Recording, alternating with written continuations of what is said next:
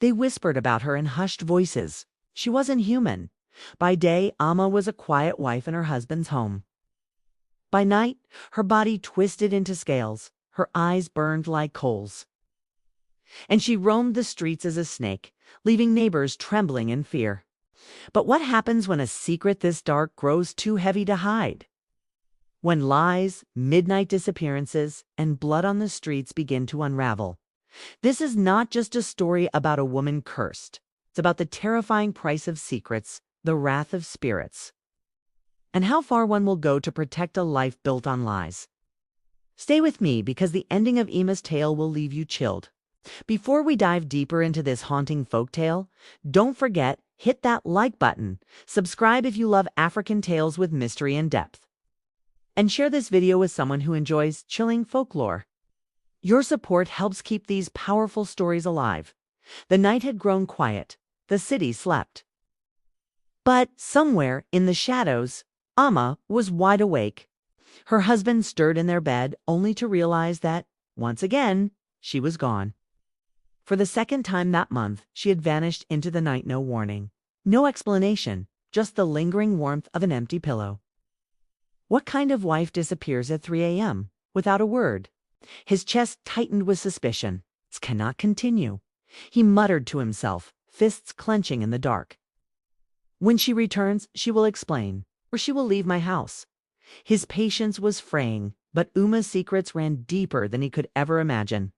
Because while he searched the house in frustration, Amma was far away, trapped in a sack at a security checkpoint.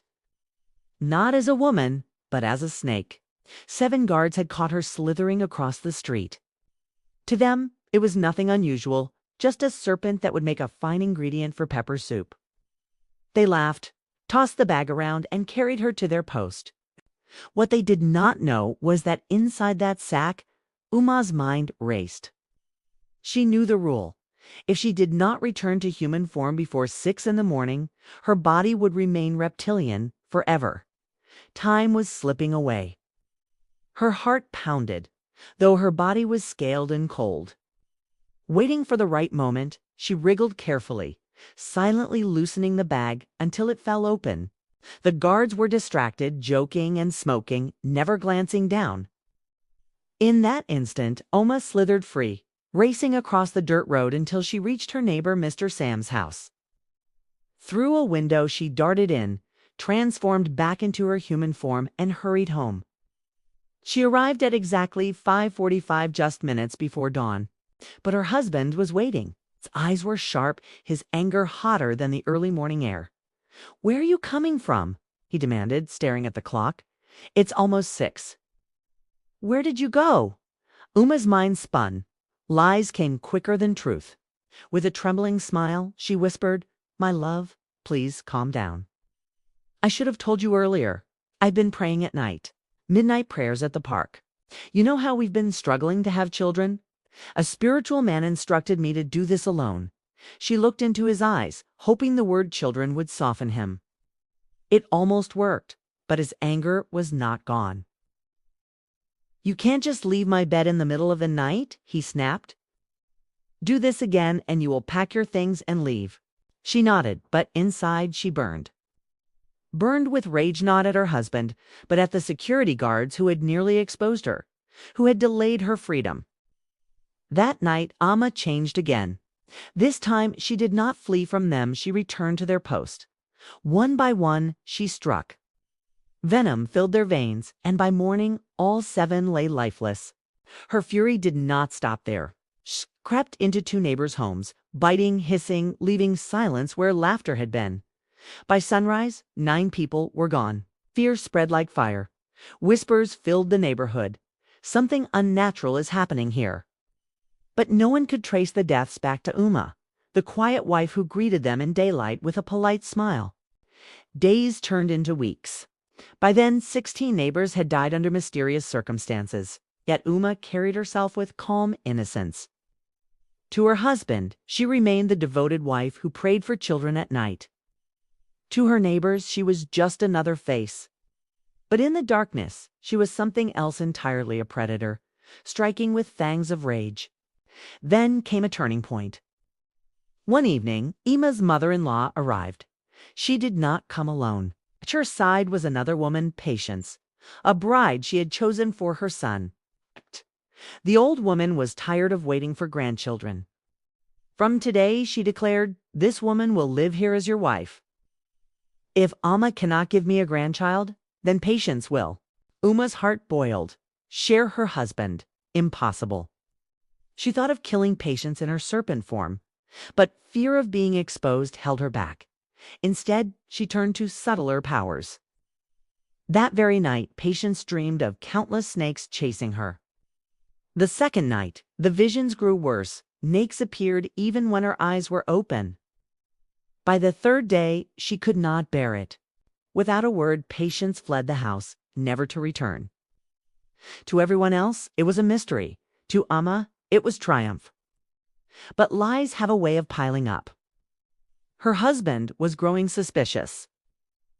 Why did tragedy strike the neighborhood only on nights his wife slipped away? And how long could Uma's mask of innocence hold before the truth slithered out? The walls of Uma's life were beginning to crack. Her husband Isaac could no longer ignore the strange pattern. Every night his wife left, someone in the neighborhood never woke again. At first he dismissed it as coincidence. But as the body count rose, so did his doubts. Meanwhile, Uma's hatred only deepened. Her mother-in-law, who had forced Patience into her home, still lingered in her thoughts. One quarrel to many, and Amma struck not with fangs, but with curses. As her mother-in-law traveled back to the family home, disaster struck. An accident left her in a wheelchair, unable to walk or speak. Uma's lips curved into a cruel smile. Finally, that woman will not interfere again. But Uma's hunger was not yet satisfied. Another neighbor, a man nicknamed Cashman, had been eyeing her for months. A womanizer, wealthy but reckless. He believed money could buy anything, even a married woman's love. One evening, he finally approached Uma, boasting of his wealth, promising gifts if she would spend a night with him. Uma's smile was sharp. Perhaps he could be my next meal, she thought. She agreed to meet him that night. Cashman went home boasting, blind to the danger he had invited.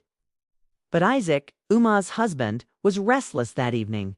He pretended to sleep only to rise and follow his wife as she crept out. To his horror, he saw her walk toward Cashman's house, his heart shattered. So this was her midnight prayer. Not a holy vigil, but betrayal. Burdened with rage, he stormed into Cashman's house just as the man reached for Uma's hand. A fight broke out, fists flying, furniture breaking. Isaac dragged his wife back home and locked her in a room, swearing she would not escape again. But fate had other plans. By dawn, police arrived at Isaac's door. Cashman had pressed charges: trespassing, assault, destruction of property. Isaac was arrested. Amma, left behind, laughed bitterly. Yet when midnight came, she could no longer stay locked. She transformed once again, sliding through the cracks of the room and into the cold streets. This time, rage consumed her. She would kill Cashman. She would kill them all. But as she slithered across the city, the wind shifted. The scent of water filled the air. Far away, the Odo River churned, and from its mist rose an ancient spirit. Its voice rumbled like thunder. Child of mine, you were given power to punish the proud, but you have taken innocent blood. You have drunk too deeply. Your time is over.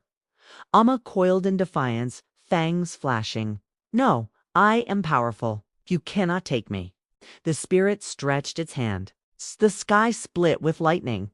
The call to prayer echoed through the dawn air. The law of her kind returned. Transform before 6, or remain a snake forever. Amma panicked.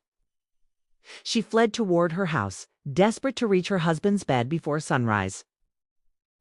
She darted through drains, through streets, through windows. But then the first ray of sunlight kissed her scales. Her body stiffened, her face melted into a cobra's hood. She tried to rise, but could no longer think, no longer speak, only hiss. At 6 o'clock sharp, her body froze. Isaac, returning home from the police station, opened the door and gasped. On the bedroom floor lay a monstrous serpent, half woman, half snake. He staggered back as the creature's body hardened into stone. The neighbors gathered, elders came, priests poured libations. With trembling hands, they carried the statue to the banks of the Odo River and cast it into its depths. The waters swallowed Amma, the snake woman, forever. Yet on misty mornings, when the river breathes fog across the land, some say you can still hear her cry. A hiss. Yes, but also the sound of a woman weeping. And so Amma's story became more than just a tale, it became a warning. Secrets can live in the dark, but not forever. Lies, like venom, spread until they consume everything. Family, neighbors, even the one you love most. The river took back what belonged to it, but the memory of Amma, the snake woman, still lingers. Parents tell their children, never wander at midnight.